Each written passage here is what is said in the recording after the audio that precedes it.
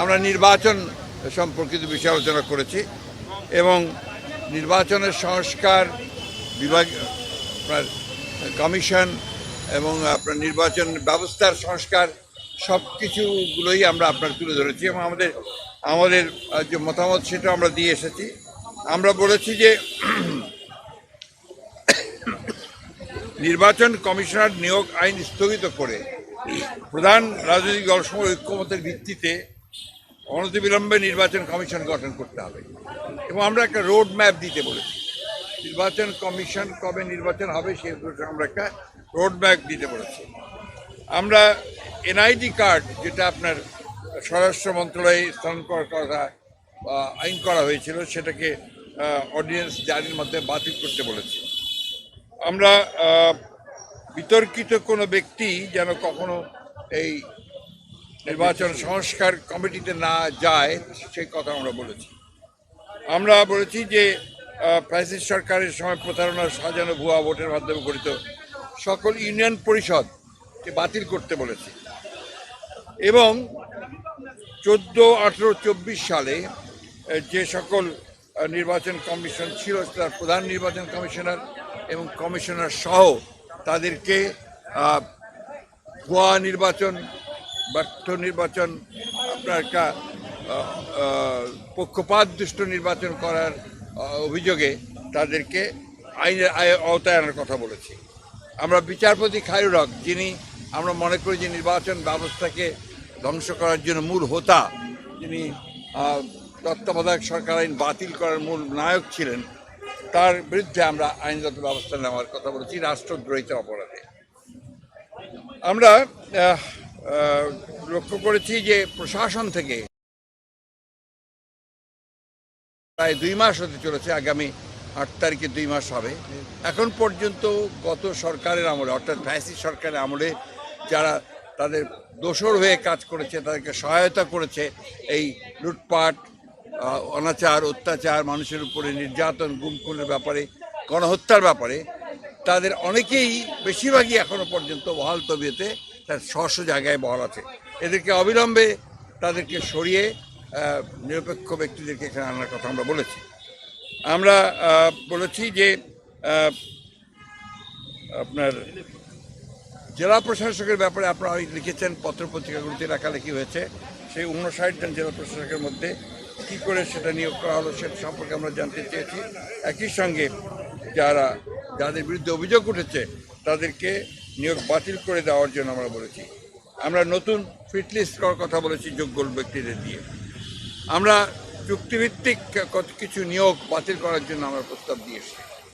আমরা বিশেষ করে এই অন্তর্বর্তী সরকারের মধ্যেও 2-1 জন আছেন যারা অন্তর্বর্তী সরকার এবং আপনার যে গণঅভ্যুত্থান বিপ্লবের যে মূল স্পিরিট সেটাকে ব্যাহত করছে, তাদেরকে সরানোর কথা বলে এসেছি। আর আমরা যারা পদোন্নতি বঞ্চিত হয়েছে সরকারি কর্মকর্তা 15 বছর ধরে, তাদেরকে ভূতাপেক্ষ পদোন্নতি নিশ্চিত করার কথা আমরা বলে এসেছি। এই ছিল আমাদের আপনার মোটামুটি আপনার বক্তব্য, পয়েন্ট ভিত্তিক, হ্যাঁ। এবং আপনার বিচার বিভাগের ব্যাপারে আমরা খুব পরিষ্কার করে যেটা বলেছি সেটা হচ্ছে যে এই বিচার বিভাগে হাইকোর্ট বিভাগ, যেটা এখন পর্যন্ত কোনো পরিবর্তন হয়নি এবং হাইকোর্ট বিভাগের বেশিরভাগ নিয়োগই ছিল কিন্তু আপনার দলীয় ভিত্তিতে এবং প্রায় 30 জন বিচারককে বহাল তবিয়তে তারা কাজ করছে এখনও। এদের ব্যাপারে ব্যবস্থা নেওয়ার জন্য, প্রয়োজনীয় আইনগত ব্যবস্থা নেওয়ার জন্য আমরা কথা বলেছি। এই কিছু দলকানা বিচারক যারা আছেন তাদেরকে অপসারণ করার কথা বলেছি। আর অতি দ্রুত আমরা পিপিজিপি নতুন নিয়োগ করার কথা বলেছি।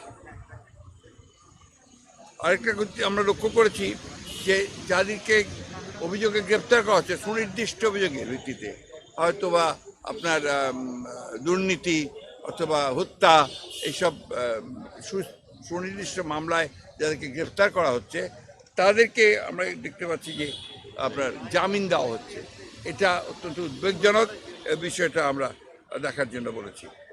আমরা 2007 সাল থেকে 24 সাল পর্যন্ত, 5ই আগস্ট পর্যন্ত আওয়ামী লীগের আমলে দায়েরকৃত সকল মিথ্যা মামলা গায়েবী ভুয়া সাজানো রাজনৈতিক উদ্দেশ্যে প্রণোদিত মামলাগুলোকে প্রত্যাহারের জন্য আমরা নীতিগত সিদ্ধান্ত ঘোষণা ও প্রত্যাহারের প্রয়োজনীয় ব্যবস্থা গ্রহণ করার কথা বলেছি। কিছু আমলা, কিছু আপনার পুলিশ কর্মকর্তা, কিছু শুনতে পাই কিছু আপনার বিভিন্ন মন্ত্রণালয়ের লোকজনেরা এবং আপনার মন্ত্রীরা তারা দেশ ছেড়ে পালিয়ে যাচ্ছে। কিভাবে পালাচ্ছে, কার সহযোগিতায় পালাচ্ছে, সেই বিষয়গুলো আমরা দেখার জন্য বলেছি। আর একটা বিষয় আমরা জোর দিয়ে বলেছি যে আজকে পতিত ফ্যাসিবাদী প্রধান শেখ হাসিনা ভারতে আছে। ভারতের থেকে তাকে কেন্দ্র করে তার মাধ্যমে যে সমস্ত ক্যাম্পেইন চলছে, প্রচারণা চলছে, যে অপপ্রচার চলছে, সেই বিষয়গুলো হতে পারছে এই জন্য যে সে ভারতে আছে। এই বিষয়টাকে ভারতের সরকারের সঙ্গে আলোচনা করার জন্য এবং তাকে ওই অবস্থা থেকে সরিয়ে দেওয়ার জন্য আমরা সরকারকে অনুরোধ করেছি। তারা ভারত সরকারের সঙ্গে এটা নিয়ে কথা বলবে। সেই সঙ্গে পার্বত্য চট্টগ্রামে যে ধরনের অস্থিরতা সৃষ্টি করার চেষ্টা করা হচ্ছে সেটাও আমরা কিন্তু আপনার বলেছি যে পার্বত্য চট্টগ্রামের ব্যাপারটাকে আরও গভীরভাবে দেখে সেখানে কারা এই ঘটনাগুলোর সঙ্গে জড়িত তাদের বিরুদ্ধে ব্যবস্থা নেওয়ার জন্য আমরা কথা বলেছি। আরেকটি কথা আমি বলি যে আপনার গুম খুনের সঙ্গে যারা জড়িত তারা এখনও কিন্তু ধরাছোঁয়ার বাইরে। তাদেরকে খুব কম, একমাত্র জিয়াউল হাসান ছাড়া আর কাউকেই ধরা হয়নি। আমরা মনে করি যে অবিলম্বে দাবি জানিয়েছি যে অবিলম্বে তাদের সকলে চিহ্নিত করে তাদেরকে গ্রেফতার করা হোক এবং তাদের বিরুদ্ধে ব্যবস্থা নেওয়া হোক। এবং জাতিসংঘের একটি দল এসছে এখানে, কিন্তু দুর্ভাগ্যজনকভাবে সেই দলটিকে যারা এর সঙ্গে জড়িত আছেন এই বিভিন্ন ডিপার্টমেন্টের, তারা তাদেরকে সেইভাবে সহযোগিতা করছে না। তৃতীয়ত হচ্ছে যে আপনার সম্প্রতি দুর্গা পূজাকে কেন্দ্র করে, সহজ উৎসবকে কেন্দ্র করে আপনারা লক্ষ্য করেছেন যে সনাতনের কিছু মানুষ, সবাই না, কিছু মানুষ তারা কিন্তু অত্যন্ত পরিকল্পিতভাবে জনগণেরকে উস্কে দিচ্ছে বাংলাদেশের বিরুদ্ধে এবং তারা অপপ্রচার চালাচ্ছে। একটা যে হিন্দু কমিউনিটির উপরে এখানে অত্যাচার হচ্ছে, নির্যাতন হচ্ছে, এই ধরনের কথাবার্তা তারা বলতে যাচ্ছে, যেটা সর্বৈম এটা মিথ্যা। আমরা সবাই জানে, এটা আপনারা দেখছেন করছে। এটা হচ্ছে একটা সুদূর পরিকল্পনা তাদের, যে বাংলাদেশে আপনার মাইনরিটিকে নির্যাতন করা হচ্ছে, বাংলাদেশের বিরুদ্ধে এটা একটা ষড়যন্ত্র বলে আমরা মনে করি।